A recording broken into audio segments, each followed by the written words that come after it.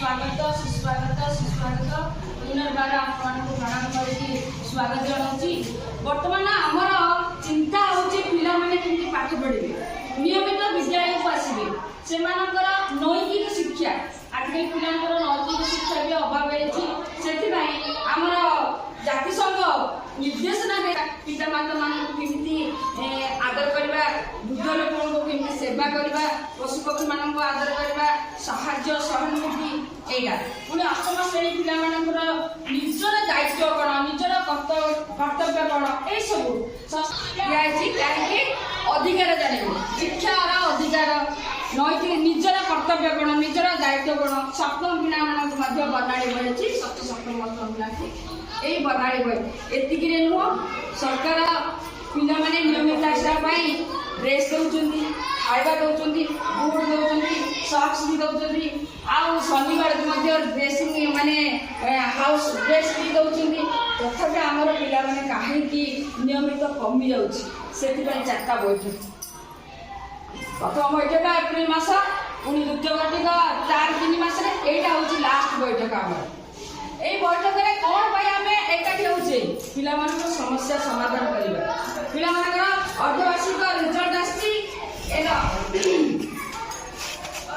Result discussion करवा अर्धवार्षिक पिला कहीं कम नंबर आएगा कौ विषय कम नंबर आएगा पिला जाइए घरे कौन आम पढ़ेबू आपण मैंने टिके पिला पचारे आज कौन पढ़े पिला सहित कथा हूँ पिला सहित गप भी कहतु छोट छोट गप कहतु बर्तमान इ आप गोटे है से इ आप आसी पिला कि गप कह कौ प्रकार गप से आप आपने फोन में डाउनलोड करेंगे ये हूँ निश्चित कहीं से नीतिबाणी गप गुड़ा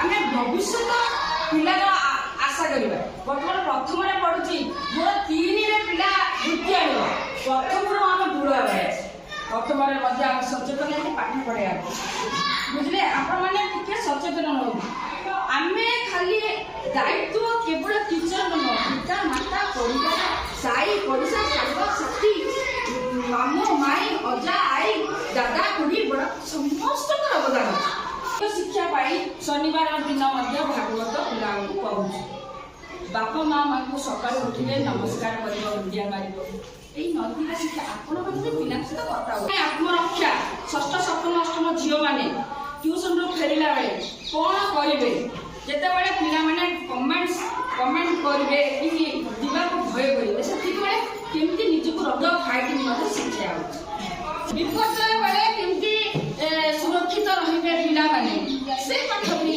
प्रथम अष्टम पढ़ा विपर्य षष्ठ श्रेणी मु रखी माने बनिया बात्या फाइलिंग जो होती साहाଯ୍य करवा निज सुरक्षा देवा ये सब भय करवा नहीं ये सब जिन आसुना से केमती आम काउनसिलिंग कर जानी गोटे थर जाइली चिन्मय बोली पिलाटे से पेरेंट्स मान शिखी केमती से परस्पर कड़ी कर जिनसा पिला बाड़े माड़ आई स्नेह श्रद्धा बुझेबे आपण मानू प्रति 3 मास थे बैठक होची पिला मानकर केमती उन्नति करा सेतिके नुह आपण माने विद्यालय आसिकी माने बगीचार उन्नतिकरण आपण माने साहाय्य करथिले भलो आमे भी करूछु सेतिके नुह पिला मानकर नेतृत्व आनिया पई आमे विद्यालय कैबिनेट करछु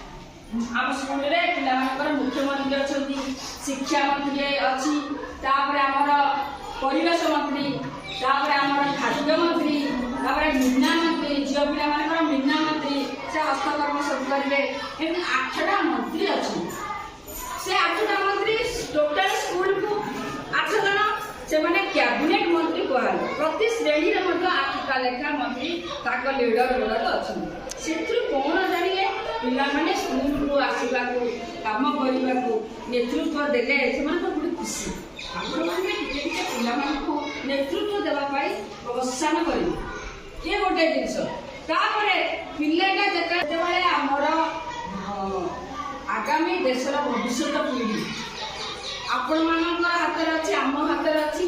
ଆମେ ସମାଜ ଭିତରେ ଯେତେବେଳେ ରହିଛେ ଆଗାମୀ ଭବିଷ୍ୟତ ଭାରତ ଗଠନ ପାଇଁ ଏମାନେ ନିହାତି ଦରକାର। ବିଶେଷ କରି ନୈତିକ ଶିକ୍ଷା ବି ଦରକାର। ଦୟା, ମାୟା, କ୍ଷମା, ସେବା ମୂଳବୃତ୍ତି ଏଗୁଡ଼ା ଆମେ ଶିଖେଇବା। ଆମେ ଯେତେବେଳେ ମନ୍ଦିରକୁ ଯାଉଛେ ମୁଣ୍ଡିଆ ମାରୁଛେ ପିଲାକୁ ଠିଆ କର ଦୁନିଆବାର ଶିଖେଇବା। କାହିଁକି ପିଠା ହେଉଛି, ସେ ପିଠାର ମହତ୍ଵ କ'ଣ, ଆଜି କାହିଁକି ଏଇ ପୂଜାଟା ଆମେ କଲେ ପିଲାଙ୍କ ସହିତ କଥା ହୁଅନ୍ତୁ। ସେଇ କାମ କରିପାରିବ, ଝିଅ ପିଲା ଯେଉଁ କାମ କରିବ ପୁଅ ପିଲା ବି ସେଇ କାମ ବି କରିପାରିବେ। ସମସ୍ତେ ସମାନ, ବୁଝିଲେ କି? ନାଇଁ ଏଇ ଜିନିଷଟା ପୁଅ ପିଲାମାନେ ହିଁ କରିବେ, ଏଇ ଜିନିଷଟା ଝିଅ ପିଲାମାନେ ହିଁ କରିବେ, ଏଇ ଚିନ୍ତାଧାରା ମନରୁ କାଢିଦେବେ। ପୁଅ ପିଲାମାନେ ଟ୍ରେନ୍ ଚଲେଇଲେଣି, ଝିଅ ପିଲାମାନେ ଡକ୍ଟର ବି ହେଲେଣି। ପୁଅ ଝିଅ ଆଜିକାଲି ସମସ୍ତେ ସମାନ। ଆଉ ଗୋଟେ ଅଛି ଆମର ଅପାର ବିଷୟରେ ଆମର କ'ଣ permanent ID, one nation one education. Bharat ଆଗକୁ ଷଷ୍ଠରେ ଆମର ଆସିଲା ଗଣିତ ମେଧାବୃତ୍ତି, ତାପରେ ଅପସନ୍ ଦେଇଥିବ ତାକୁ ବି ଆମେ କେମିତି କରାଯାଉଛି। ଆମେ ଏକ୍ସଟ୍ରା ରିମେଡିଆଲ କ୍ଲାସ୍ ବି କରୁଛୁ, କ୍ଲାସ୍ ମଧ୍ୟ ହେଉଛି ଷଷ୍ଠ ପିଲାମାନଙ୍କୁ। ପଞ୍ଚମ ବୃତ୍ତି ତ ସରିଲାଣି, ଆଗକୁ ଅଛି ଆମର ଷଷ୍ଠ ବୃତ୍ତି। ତାପରେ ଆମର ଆସିଲା ମୁଁ କହିଛି କେଉଁ ପିଲାମାନେ ବେଶୀ ଅନୁପସ୍ଥିତ ହେଉଛନ୍ତି, ତାର ବି ଆମେ ଉପସ୍ଥାନ ଖାତା ଦେଇକି ଯୋଜନା ଦେଉଛେ ବୈଠକରେ। ଆମର ଚିନ୍ମୟ ବେଶୀ ଆସୁନି, ତାପରେ ଆଉ ଆମର କମିଟି ମେମ୍ବରମାନେ ଅଛନ୍ତି, ସେମାନେ ବି ଟିକେ ଆମକୁ ସହଯୋଗ କରି ପିଲାମାନଙ୍କର ନାମ ଲେଖା ଅଭିଯାନ ବେଳେ ସହଯୋଗ ଆଗକୁ ଅଛି। ଏପ୍ରିଲ ମାସରେ ନୂଆ ପିଲାମାନେ ଯେଉଁ ଅଛନ୍ତି ଆମକୁ ଟିକେ ସୂଚନା ଦେଇଦେଲେ ପ୍ରଥମ ଶ୍ରେଣୀରେ ଆମ ସ୍କୁଲରେ ନାଁ ଲେଖା ହେବ। ତାପରେ ଆସିଲା ଯେଉଁ ପିଲାମାନେ ଆସୁନାହାନ୍ତି ସେମାନଙ୍କୁ ଘରକୁ ଆମେ ଯାଇକି କାଉନ୍ସେଲିଂ କରିକି, କାଲି ଚିନ୍ମୟ ଘରକୁ ଯାଇଥିଲୁ, ସେମିତି ଆମର ଶୁଭମ ତାଙ୍କ ଘର ବି ସେ ପିଲାଟା ମନ୍ଦିରରେ ଯାଇକି ରହିଯାଉଥିଲା, ଆଣିକି ତାଙ୍କ ବାପା ମାଙ୍କ ସହିତ କଥା ହେଇକି ପୁଣି ସ୍କୁଲକୁ ନିୟମିତ କରାଇଥିଲା।